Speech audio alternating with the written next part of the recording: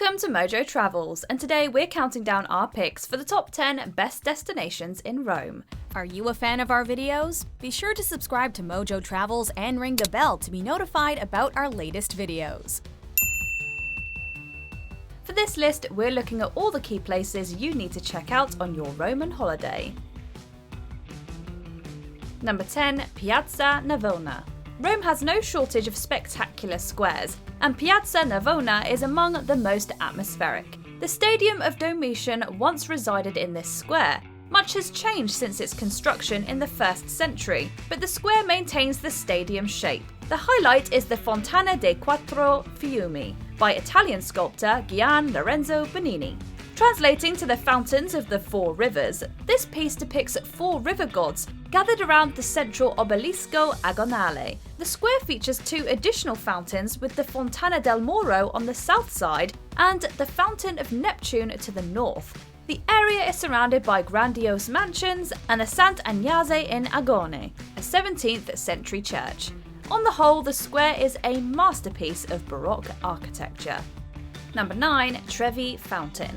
Piazza Navona may have 3 fountains, but few in Rome can top Trevi Fountain, or Fontana di Trevi. This isn't merely because it's Rome's largest Baroque fountain, although that certainly adds to the majesty. Designed by Nicola Salvi, the fountain was constructed over the course of 30 years, from 1732 and 1762. While Salvi didn't live to see the finished results, the fountain is worthy of Oceanus, the Greek titan depicted atop a shell chariot. Fans of classic cinema will recognise this fountain from Roman Holiday, while more contemporary viewers will recall Lizzie McGuire tossing a coin into it. Be sure to bring some loose change to make a wish. We can't guarantee it'll come true, but it'll be a memory you'll never forget.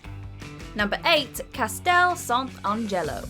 Also known as the Mausoleum of Hadrian, this fortress has served as a tomb for Roman Emperor Hadrian and a castle for multiple popes. It was also used as a military building in 401 and a prison for a period. Since then, the Castle of the Holy Angel has become a museum that's open to the public. Making your way down the Ponte Sant'Angelo bridge along the Tiber River, you can't miss this circular building composed of tufa and travertine. Atop the structure is a bronze statue modelled after Michael the Archangel. It's been rumoured that in 590, Michael surfaced on the mausoleum with his sword, signifying the plague's end. One way or another, Michael continues to watch over the castle. Number 7. Victor Emmanuel II Monument.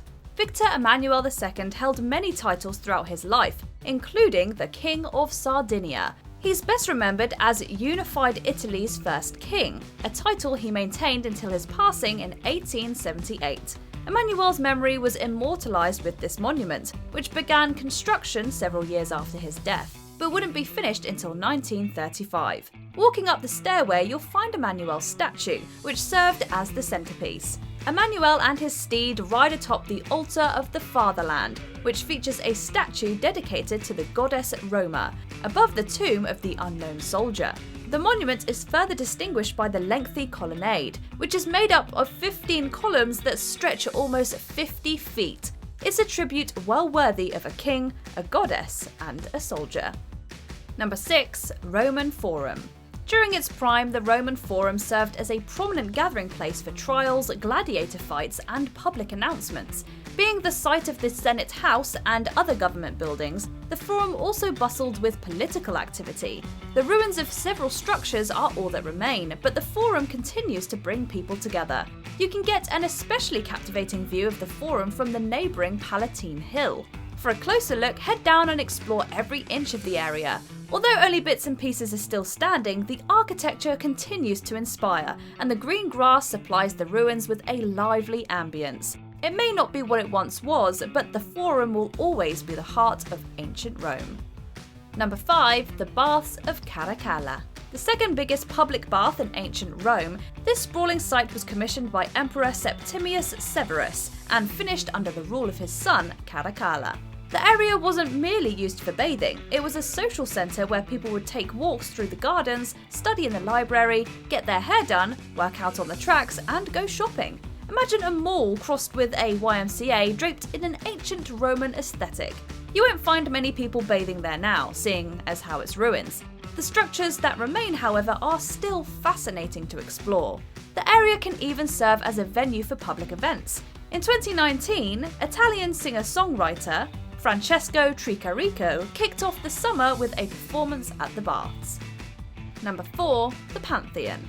As you might have noticed, most ancient Roman sites have been reduced to ruins, but the Pantheon is among the most well-preserved sites in the city. The building has seen its ups and downs over the millennia, most notably a devastating fire in 80 BCE. Yet, you'd never guess the temple that stands today was built more than 2,000 years ago.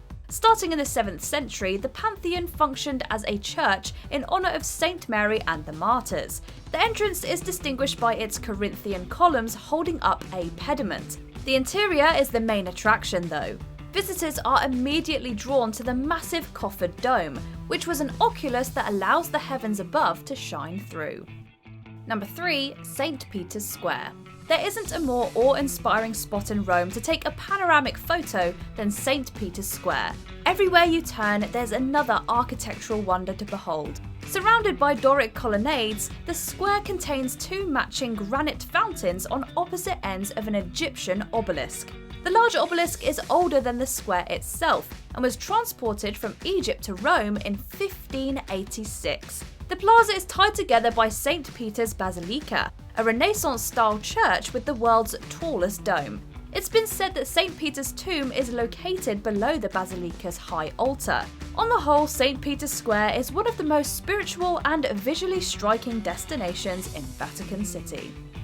Number 2. The Sistine Chapel.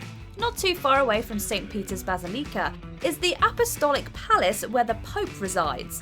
Between the Gallery of the Maps and Spiral Bramante staircase, you can spend a whole day at the Vatican museums. The most iconic destination, though, is the Sistine Chapel. Every inch of the interior is a work of art. While each fresco is exquisitely crafted, Michelangelo's The Creation of Adam is, of course, beyond compare. This painting has taken on a life of its own. If you come from a religious or artistic background, exploring the Sistine Chapel is an essential visit. Gazing up at the all-encompassing ceiling, it'll truly feel like you're in the presence of greatness. Number 1. The Colosseum. Of all the remnants from the Roman Empire, none conjure more feelings of awe and excitement than the Colosseum, located by the Forum and the Arch of Constantine. Exploring the site today, visitors are taken back to a time when gladiator fights were the ultimate form of entertainment. Just don't count on running into Russell Crowe.